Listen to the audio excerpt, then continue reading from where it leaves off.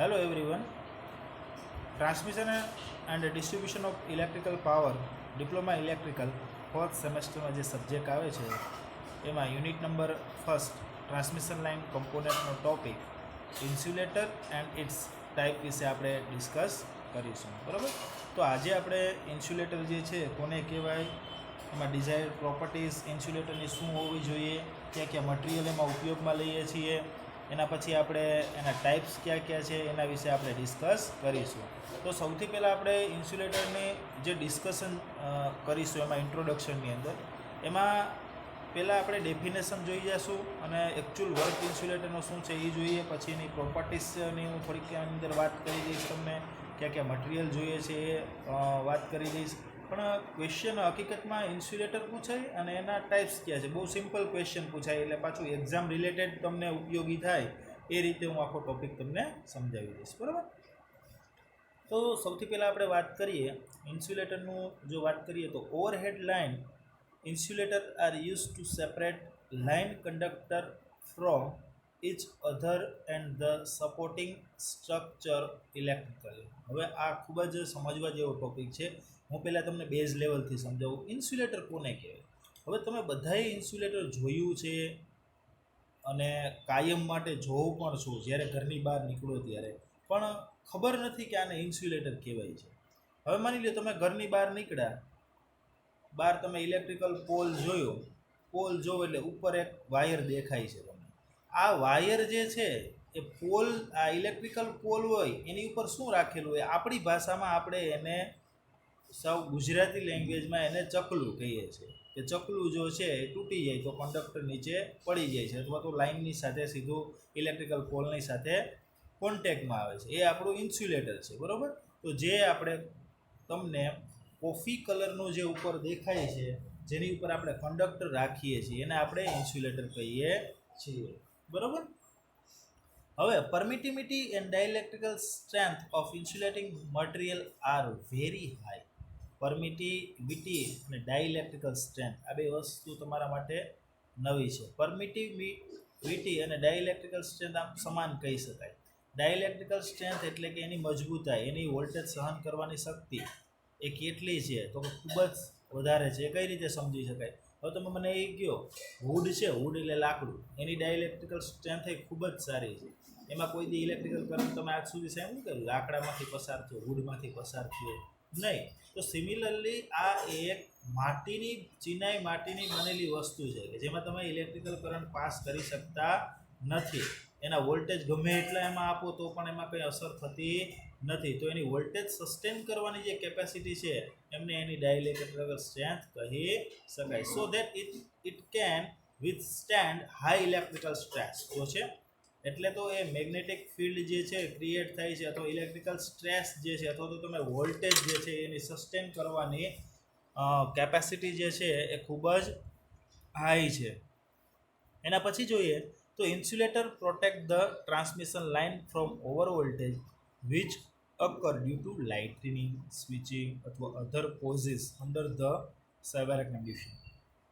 Insulator જે છે હંમેશા માટે ટ્રાન્સમિશન લાઇન જે છે એના ઓવર વોલ્ટેજથી જે છે અથવા તો કોઈ લાઇટિંગ સ્ટ્રોક જે છે એનાથી બચાવે છે. આ ખાસ યાદ રાખજો, કોઈ પણ લાઇટિંગ સ્ટ્રોક જ્યારે આવે તો ઇન્સ્યુલેટર ઉપર અસર કરે છે. બરાબર, તો ઓવર વોલ્ટેજ એમાં થઈ જાય છે. તો ઇન્સ્યુલેટર હોવાને કારણે એ પોલ સાથે કંડક્ટર ડાયરેક્ટ કનેક્ટ હોતું નથી. અથવા તો સ્વિચિંગ છે, સ્વિચિંગ એટલે કે તમે જ્યારે કોઈ પણ supply line switch on of કરો ને ત્યારે જે ફોલ્ટ આવે છે એ કન્ડિશનમાં પણ ઇન્સ્યુલેટર જે છે એ ખૂબ જ આપણને પ્રોટેક્શન પ્રોવાઈડ કરે છે. There are 3 main type of insulation use for overhead line. હવે આપણે એના અલગ અલગ પ્રકાર જોઈએ તો સાવ સિમ્પલ લેંગ્વેજમાં તમને સમજાવી દો હજુ કે કોઈ પણ આપણે ઇલેક્ટ્રિકલ ટાવર હોય અથવા તો પોલ હોય એની ઉપર તમે કંડક્ટર ડાયરેક્ટ એની ઉપર આપણે પુટ કરી શકતા નથી. શું કામ કે ડાયરેક્ટ પુટ કરી દો તો તમે જ્યારે એ થાંભલાને ટચ કરો છો અથવા પોલને ટચ કરો તો તમને શોક લાગે છે, શોર્ટ સર્કિટ થવાની સંભાવના રહે છે. પણ જો તમે વચ્ચે ઇન્સ્યુલેટર મૂકી દો અને એની ઉપર જો કંડક્ટર રાખી દો તો ઇન્સ્યુલેટરમાંથી ક્યારેય કરંટ પાસ થવાનો નથી. જો એ કરંટ ઇન્સ્યુલેટરમાં પાસ ન થાય તો એ પોલમાં પણ થવાનો નથી. આથી આઇસોલેટેડ કરે છે. પોલ અને કંડક્ટર વચ્ચે આઇસોલેટર તરીકેનું કામ ઇન્સ્યુલેટર કરે છે. આ એક ખાસ વસ્તુ યાદ રાખજો. બીજી વસ્તુ આપણે એની અંદર જોઈએ તો કોઈ પણ ઇન્સ્યુલેટર આપણે યુઝ કરીએ ને તો એની એક મિકેનિકલ સ્ટ્રેન્થ હોવી જોઈએ. મિકેનિકલ સ્ટ્રેન્થ એટલે હકીકતમાં એ જેનું વજન જે છે એ સસ્ટેન કરી શકવું જોઈએ. એવું ન બને કે કંડક્ટર એની ઉપર રાખો તો એ ડેમેજ થઈ જાય, તો તૂટી જાય, અથવા તો પવન આવે, અથવા તો વાવાઝોડું આવે, કોઈ સાયક્લોન આવે તો એની સામે ટકી ન હોગે. માની લો કે આજે હમણાં થોડોક ટાઈમ પહેલાં જ એક વાયુ વાવાઝોડું આવ્યું હતું, તો એની સામે ક્યાંય સાંભળ્યું હોય કે ઇન્સ્યુલેટર જે છે એ ફેલ થઈ ગયું છે, કે ક્યાંથી આજ તો ભાઈ અહીંયા આટલી જગ્યાએ ઇલેક્ટ્રિકલ લાઇનમાં ફોલ્ટ આવ્યો છે, કે ઇન્સ્યુલેટર ડેમેજ ઘણા બધા થઈ ગયા છે, એવું ક્યારે ન્યૂઝમાં આવ્યું તો કે નહીં. એટલે એની મિકેનિકલ સ્ટ્રેન્થ ખૂબ જ સારી હોવી જોઈએ કે જેથી કરીને સામે ટકી શકે. એના પછી આવે ઉચ્ચ ડાઇલેક્ટ્રિકલ સ્ટ્રેન્થ. ડાઇલેક્ટ્રિકલ સ્ટ્રેન્થ એટલે શું, હજી તમને સમજાવું એકવાર.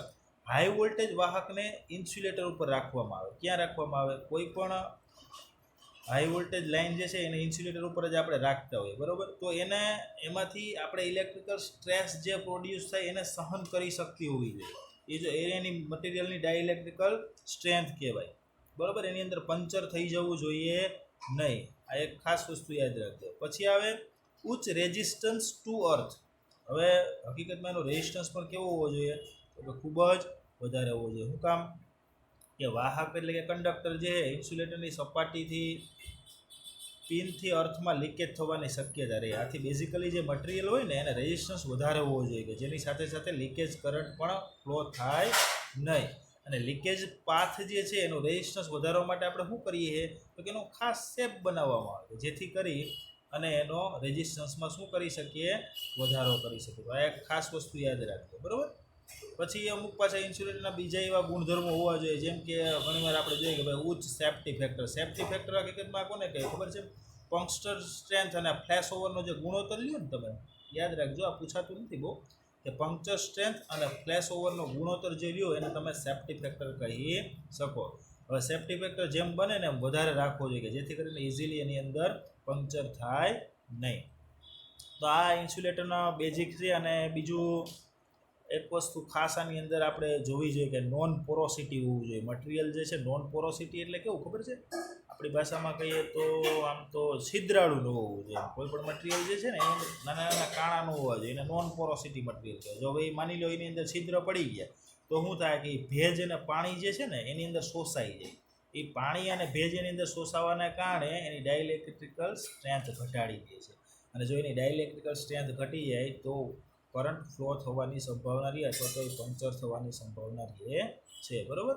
પછી ઘણીવાર એવું થતું હોય કે આ ઇન્સ્યુલેટર તો હંમેશા બારોબાર જ રહેવાના હોય, એટલે કે ઓવરહેડ લાઇન સાથે જોડાયેલા હોય, તો ટેમ્પરેચરમાં ઘણીવાર ફેરફાર થાય ને તો એમાં સસ્ટેન કરી શકવું જોઈએ. એમ ટેમ્પરેચરની બહુ એની પર ઇફેક્ટ થવી જોઈએ નહીં.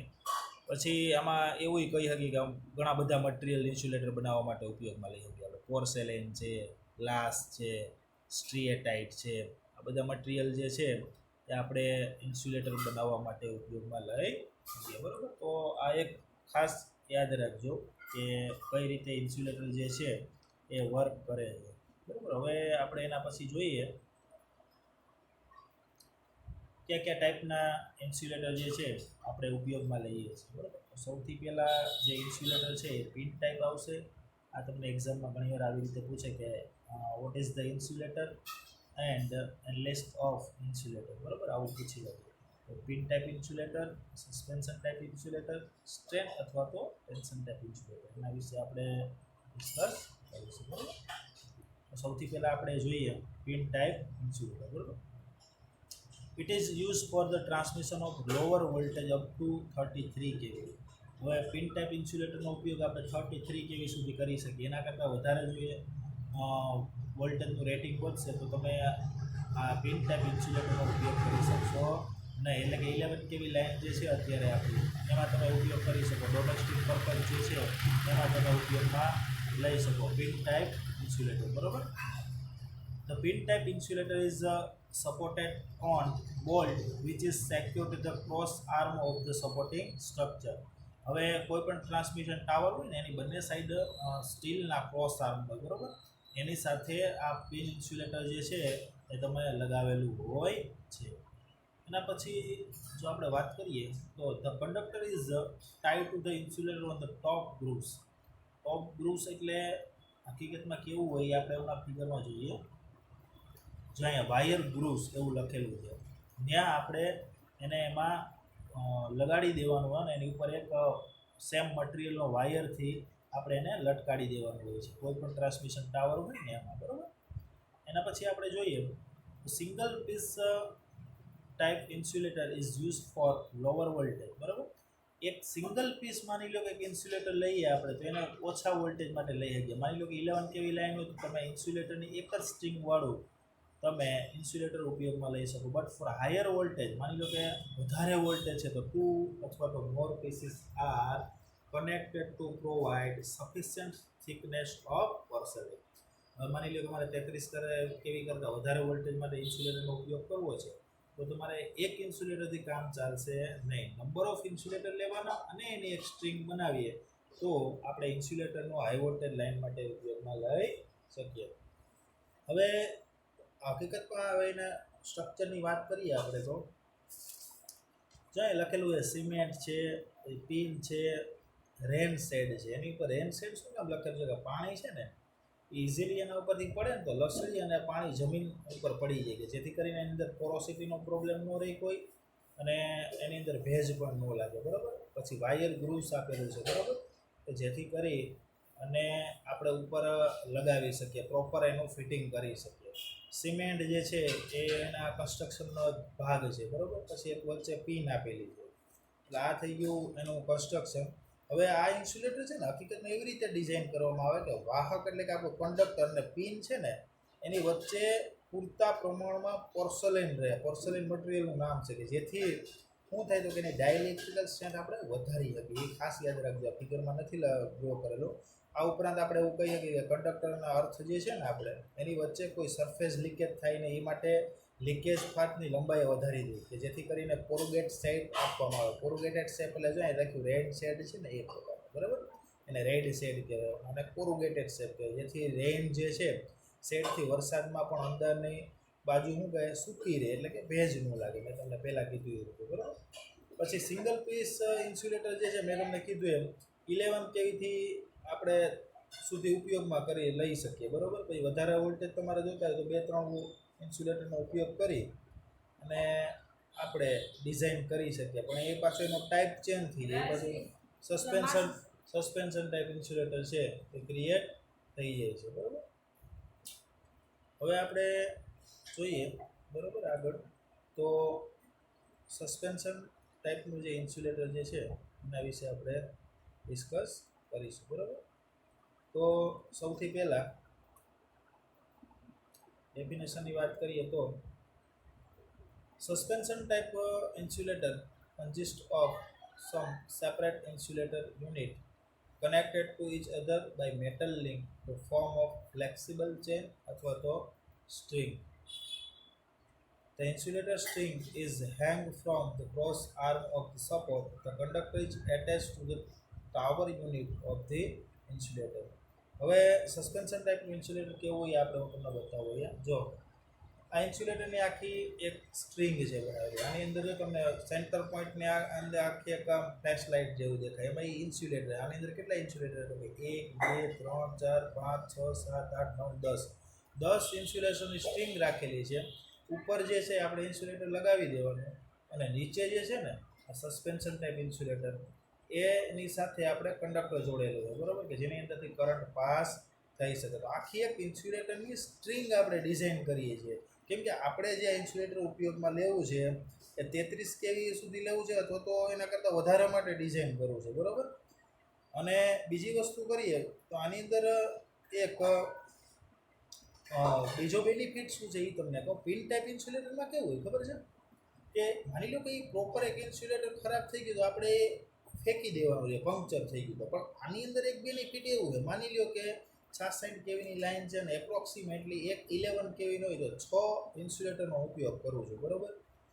તો 11 6 66, બરાબર, એટલે કે 11નું 1 તો 66 કેવી માટે 6 જોઈએ. ચલો યુઝ કર્યા આપણે. હવે માની લો કે કોઈ પણ એક ઇન્સ્યુલેટર ખરાબ થયું તો આ ઇઝીલી રિપ્લેસ કરી શકાય. એક ઇન્સ્યુલેટર કાઢી બીજું નાખી શકે અને એવું ન કરીએ ને માની લો આખું એક જ ઇન્સ્યુલેટર આપણે સ્ટ્રિંગ તૈયાર કરીએ છીએ, બરાબર.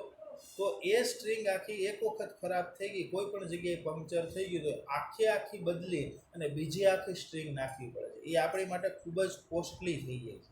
આ ખાસ વસ્તુ યાદ રાખજો કે આનો બેનિફિટ શું છે. આની અંદર કેવું હોય, તમે 1 by 1 જે ઇન્સ્યુલેટરની સ્ટ્રિંગ ખરાબ થઈ ગઈ એ તમે ચેન્જ કરી શકો. તો આનો એક આપણે ખૂબ જ સારો એડવાન્ટેજ છે, બરાબર.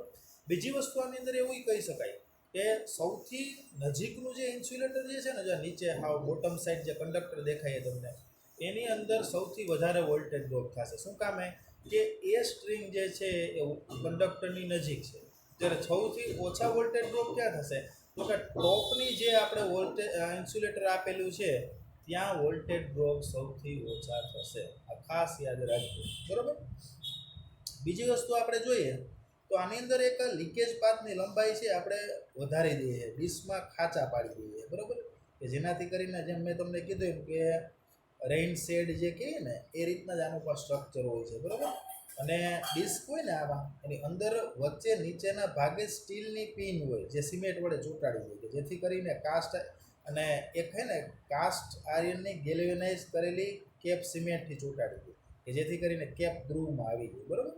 અને તેના ઉપર આપણે યુનિટની પિન નાખીને લોક કરી દઈએ એટલે એ વ્યવસ્થિત ફિટિંગ થઈ ગયું, બરાબર. અને જેથી પિન બહાર ન નીકળી એ ખાસ યાદ રાખજો, બરાબર. આ રીતે આપણે જેટલી સંખ્યામાં યુનિટ જોતા હોય ને એ રીતે સ્ટ્રિંગ બનાવી શકીએ, બરાબર. અને સૌથી ઉપરની જે ડિસ્ક આપીને એમાં કેપમાં ડિસ્કને લટકાવી અને એક હૂક હોય, બરાબર, અને એ હૂક સાથે ફિટ કરી દેવામાં આવે છે. તો આ પ્રકારનું એક આપણે સિમેન્ટ કેપ પ્રકારનું સસ્પેન્શન ઇન્સ્યુલેટર પણ ડિઝાઇન કરી શકીએ. એટલે ખાસ સાવ સિમ્પલ એક વાક્યની અંદર જો સસ્પેન્શન હવે સમજવું હોય તો એટલું કહી શકાય કે એક કરતાં વધારે ઇન્સ્યુલેટર ઉપયોગ કરી અને એક સ્ટ્રિંગ બનાવવામાં આવે. આનો બેનિફિટ શું? તો માની લો કોઈ પણ એક ઇન્સ્યુલેટર ખરાબ થઈ ગયું તો એ ફેંકી અને રિપ્લેસ કરી ઇન્સ્યુલેટર ઉપયોગમાં લઈ શકાય. બીજી વસ્તુ હાઈ વોલ્ટેજ લાઇનમાં જ આનો ઉપયોગ થઈ શકે, બરાબર. આ થઈ ગયું. અને સૌથી નીચેનો જે ઇન્સ્યુલેટર છે એમાં વોલ્ટેજ ડ્રોપ વધારે થાય, સૌથી ટોપની જે ઇન્સ્યુલેટર જે છે એમાં વોલ્ટેજ ડ્રોપ ઓછો હશે. સમજાઈ ગયું? ચાલો હવે આપણે આગળ વધીએ તો સ્ટ્રેન પ્રકારનું ઇન્સ્યુલેટર. હવે હું તમને સ્ટ્રેન પ્રકારના ઇન્સ્યુલેટરમાં આપણે આગળ વધીએ તો સ્ટ્રેન પ્રકારનું ઇન્સ્યુલેટર હકીકતમાં શું ડિફરન્સ છે, સસ્પેન્શનમાં અને સ્ટ્રેનમાં શું ડિફરન્સ છે? હવે જે તમને strain type suspension type insulator છે ને એને તમે આડું કરી નાખો ને ઊભો યુઝ કરો, બરોબર, એને કહેતા આડું કરી નાખો તો એ સ્ટ્રેન થઈ ગયું. એમાંય તમને નંબર ઓફ ઇન્સ્યુલેટરનો ઉપયોગ કરીને એક સ્ટ્રિંગ જ ક્રિએટ કરવામાં આવે છે. સમજાઈ ગયા કે વસ્તુ? તો હવે આપણે જોઈએ સ્ટ્રેન અથવા તો tension is design for handling a mechanical stress at angle position where there is a change in the direction of the line at the termination of the line. ખાસ વસ્તુ યાદ રાખજો, ઘણીવાર MCQમાં પૂછાય છે કે સ્ટ્રેન ટાઈપ ઇન્સ્યુલેટરનો ઉપયોગ કઈ જગ્યાએ થાય? બે જગ્યાએ થાય છે. એક તો કે હેવી વળાંક હોય, બરાબર, કોઈ જગ્યાએ તમારે પહાડોમાંથી લાઈન પાસ કરવી છે, કોઈ જગ્યાએ નદી ક્રોસ કરતા હોય તો નદીમાં લાઈન નાખવી પોસિબલ નથી, તો એના ખૂણા સુધી કરીને પછી આપણે લાઈનને ક્રોસ કરતા હોય, તો એ રીતે જે હેવી વળાંક આવતો હોય ને ત્યાં તમારે સ્ટ્રેન ટાઈપ ઇન્સ્યુલેટરનો ઉપયોગ થાય. અને બીજો કે લાઈનનો છેડો હોય, માની લો કે હું કોઈ એક વિસ્તારની અંદર ઇલેક્ટ્રિકલ લાઈન એસ્ટાબ્લિશ કરી છે અને બસ એ ભાઈનું છેલ્લું ઘર હોય કે ત્યાંથી હવે આપણે લાઈન છે એ સ્ટોપ કરી દેવી છે, તો એ જગ્યાએ આપણે સ્ટ્રેન ટ્રેપ એટલે કે આડું ઇન્સ્યુલેટરની એક સ્ટ્રિંગ રાખી અને ત્યાં આપણે કંડક્ટર એની જોડે જોડી દેતા હોય. તો આ ખાસ યાદ રાખજો, ટર્મિનેટેડ પોઈન્ટ કહેવાય એને. અને બીજો હેવી વળાંક જે જગ્યાએ આવતો હોય, બરાબર, એ જગ્યાએ આપણે સ્ટ્રેન ટાઈપ જે ઇન્સ્યુલેટર જે છે એનો આપણે ઉપયોગ કરી શકીએ. હવે બીજી વસ્તુ, સીધી લાઈન જે હોય ને આમાં હું કામ ઉપયોગ નથી લઈ શકતા એ કહું. સીધી લાઈનમાં, સીધી લાઈનની અંદર ઇન્ટરમીડિયેટ પોલ હોય ને એની અંદર સસ્પેન્શન પ્રકારના સ્ટ્રિંગ વાહકમાં ટેન્શન બે દિશામાં સરખું હોય, તેથી સ્ટ્રિંગ હોય ને એ વર્ટિકલ પોઝિશનમાં જ હોય, બરાબર. અને એના ઉપર શું થાય કે વાહક જે હોય આપણો કંડક્ટર એનો પ્રમાણમાં ટેન્શન વધારે આવે. આજે એવી વળાંક હોય ને એ જગ્યાએ જે છેડો હોય ત્યાં જ ખબર છે કે આપણે ટેન્શન વધારે આવવાનું હોય, એટલે કે લાઈનનો શાર્પ ટર્ન જે કહીએ આપણે, બરાબર. એના કારણે આની આ જે શું કહેવાય ટેન્શન જે છે ને સસ્ટેન કરવાની કેપેસિટી સ્ટ્રેન ટાઈપ ઇન્સ્યુલેટરની ખૂબ જ વધારે, એટલે આને ખાસ પ્રકારે એક ડિઝાઇન કરવામાં આવે. બીજું જોઈએ તો સ્ટ્રેન પ્રકારનું ઇન્સ્યુલેટર હોય ને એ સસ્પેન્શન પ્રકારના મેં તમને કીધું ઇન્સ્યુલેટર જેવી જ હોય છે, બરાબર. અને ટેન્સાઇલ સ્ટ્રેન્થ માટે ડિઝાઇન કરવામાં આવે, ખાલી એક એનો વધારાનો ગુણધર્મ હોય, બરાબર.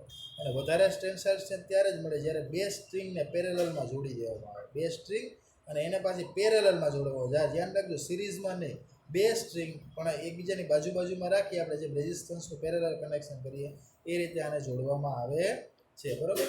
પછી સ્ટ્રેન પ્રકારનું જે ઇન્સ્યુલેટર હોય, આમ જોઈએ તો એક હોરિઝોન્ટલ દિશા હોય અને એની બીજું જોઈએ તો સસ્પેન્શન પ્રકારનું ઇન્સ્યુલેટર હોય ને એની એક્સિસ વર્ટિકલ દિશામાં તમે લઈ શકો. બરાબર. એટલે આ બે વસ્તુ ખાસ યાદ રાખજો. એટલે આ થઈ ગયું સ્ટ્રેન ટાઈપ ઇન્સ્યુલેટર. જોઈ લો, કન્સ્ટ્રક્શન તમે જોઈ શકો. સ્ટ્રેન ઇન્સ્યુલેટર આપ્યું છે, પછી એક આપણે પોલ આપ્યો છે અને એક આ કંડક્ટર આપ્યું છે. બરાબર.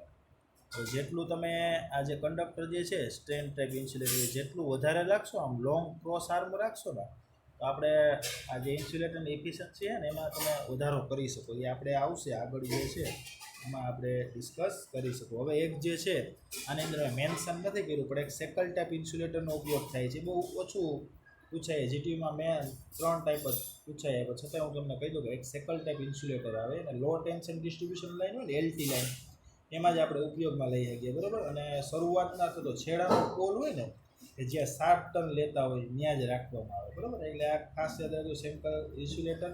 અને એનો આકાર આપણે રીલ જેવો હોય. રીલ એટલે કેવી ખબર છે કે તમે પહેલાંના જમાનામાં જોયું હોય તો કોઈ કૂવો હોય ને ત્યાં લેડીઝ પાણી ભરતી હોય ત્યાં આપણે વચ્ચે એનો ઉપયોગ કરતા કે ભાઈ વચ્ચે રાખી દઈએ તો પાણી સીંચવું ઇઝી બની જાય છે. એટલે ત્યાં આપણે એ સેકલ ટાઈપના ઇન્સ્યુલેટરનો આપણે ઉપયોગ ત્યાં કરી લેતા. બોલો, વેસ્ટેજ જે ઇન્સ્યુલેટર મળતું ને એનો ઉપયોગ આપણે એ જગ્યાએ કરી લેતા. એમાં શું હોય કે વચ્ચે બોલ્ટ નાખી દઈએ. બરાબર. વચ્ચે કાણ હોય એટલે ત્યાં એક બોલ્ટ નાખી દઈએ અને ફિટ કરી દઈએ. બરાબર ને, યુ આકારનો આખો બની જાય. બરાબર. યુ આકારનો બની જાય એટલે પાણી ઇઝીલી આપણે સિંચી શકીએ. બરાબર. પછી ઇન્સ્યુલેટરની બોડી હોય અને ગ્રુવ ઉપર રાખી દેવામાં આવે કે જેથી કરી અને બે જગ્યાએ સોફ્ટ વાયરિંગ વડે બાંધી દઈએ જ્યારે આપણે ઇલેક્ટ્રિકલમાં ઉપયોગ કરતા હોય ને ત્યારે. બરાબર. તો આ પ્રકારનું જે ઇન્સ્યુલેટર જે છે એનો આપણે ઉપયોગ કરી શકીએ. પછી તમને ઘણીવાર એવો સવાલ પૂછી શકે, આપણે લીધું જ છે તો ડિસ્કશન કરી લઈએ કે આ પિન ટાઈપ ઇન્સ્યુલેટર જે છે અને સસ્પેન્શન ટાઈપમાં તમને ડિફરન્સ શું લાગે, કઈ રીતે તમે કહી શકો? તો ખાસ યાદ રાખજો કે પિન ટાઈપ હોય ને એ 33 કેવી સુધી જ ઉપયોગમાં લઈ શકીએ, અને સસ્પેન્શન હોય ને એ 33 કેવી કરતાં પણ વધારે આમાં આપણે ઉપયોગ લઈ શકીએ. પછી કોઈ એમ પૂછે કે સાહેબ સસ્તું કયું ઇકોનોમી વાઇઝ જોઈએ તો? બરાબર. તો ઇકોનોમીની અંદર જોઈએ ને તો આ પિન ટાઈપ જ સસ્તું, ઓલું થોડુંક વધારે, કેમ કે એની અંદર વધારે આપણે સ્ટ્રિંગ ઉપયોગમાં લેવી પડે. પછી બીજી વસ્તુ આપણે જોઈએ તો ફ્લેક્સિબિલિટી કોની સારી, એ એક વસ્તુ ખાસ આપણે જોઈ શકીએ. બરાબર. તો ભવિષ્યમાં માની લો કે લાઇન વોલ્ટેજ વધારવામાં આવે તો જૂના ઇન્સ્યુલેટરની જગ્યાએ વધારે વોલ્ટેજવાળો નવો ઇન્સ્યુલેટરનો ઉપયોગ કરવો પડે. એનો ગેરફાયદો આ ખાસ યાદ રાખો. બરાબર. જ્યારે સસ્પેન્શન ઇન્સ્યુલેટરમાં શું થાય કે લાઇન વોલ્ટેજ માની લો કે એનું રેટિંગ મારે વધારવું હોય તો આપણે બીજું કંઈ કરવું પડે નહીં, એક ઇન્સ્યુલેટર વધારે નાખી દઈએ તો સસ્પેન્શન પ્રકારનું આપણને બેનિફિટ મળી શકે છે. તો ખાસ યાદ રાખજો, ફ્લેક્સિબિલિટી વાઇઝ સસ્પેન્શન પ્રકારનું ઇન્સ્યુલેટર ખૂબ જ સારું. બરાબર. પછી આપણે જોઈએ તો લાઇટિંગ સ્ટ્રોકની વાત કરીએ. બરાબર. તો લાઇટિંગ સ્ટ્રોકની અંદર કેવું થાય છોકરાઓ કે પિન ઇન્સ્યુલેટર હોય ને એની ક્રોસ આર્મની ઉપર હોય, એટલે કે બે સાઈડ આમ લટકાડેલા હોય, જેથી શું થાય કે લાઇટિંગ સ્ટ્રોકની સામે રક્ષણ ન આપી શકે. જ્યારે આમાં શું થાય, આમાં એક બેનિફિટ એ છે કે અર્થ કરેલ ક્રોસ આર્મ હોય ને એની સાથે લાઇટિંગ સ્ટ્રોક સામે રક્ષણ મળી લે. કેમ કે એ સીધો અર્થ કરી દે છે. એક આનો મોટો બેનિફિટ છે suspension insulator. Lighting stroke pin type insulator સહન ન કરી શકાય, યાદ રાખજો, પણ સસ્પેન્શનમાં કાંઈ પ્રોબ્લેમ થતો નથી. પછી આમાં એવું કહી શકાય, ઘણીવાર એવું પૂછતા હોય કે ભાઈ યાંત્રિક રક્ષણ કોને વધારે એમ. તો પિન ઇન્સ્યુલેટર હોય કોર આર્મ ઉપર રિઝિડલી ફિક્સ, ખાલી કાયમ માટે ફિક્સ કરી દીધો, એટલે અતિશય પવન આવે ને તો એ ટકી ન હગે નીચા, વધારે પડતો પવન હોય કોઈ જગ્યાએ તો. જ્યારે આ સસ્પેન્શન ટાઈપ ઇન્સ્યુલેટર ગમે એવો પવન આવે ને એને પ્રોબ્લેમ થતો નથી. બરાબર. પછી બીજી વાત કરીએ તો પોલની ઊંચાઈ. બરાબર. આ એક આનો બેનિફિટ, બીજો એકોય બેનિફિટ છે નહીં. શું બેનિફિટ પિન ટાઈપનો કે પિન ઇન્સ્યુલેટર ક્રોસ આર્મની ઉપર હોય, આથી જોઈતો ગ્રાઉન્ડ ક્લિયરન્સ મેળવવા માટે પોલની ઊંચાઈ વધારે રાખવી પડતી નથી. ક્રોસ આર્મ ઉપર લટકાડેલો એટલે વધારે બહુ ઊંચું ન હોય તો હાલે, સાઈડમાં લટકાવી દેવાનું. જ્યારે આની અંદર એક ગેરફાયદો શું છે કે સ્ટ્રિંગ છે ને એ ક્રોસ આર્મની નીચે હોય, આ ખાલી ઓલું ઉપર હોય, આ નીચે હોય છે.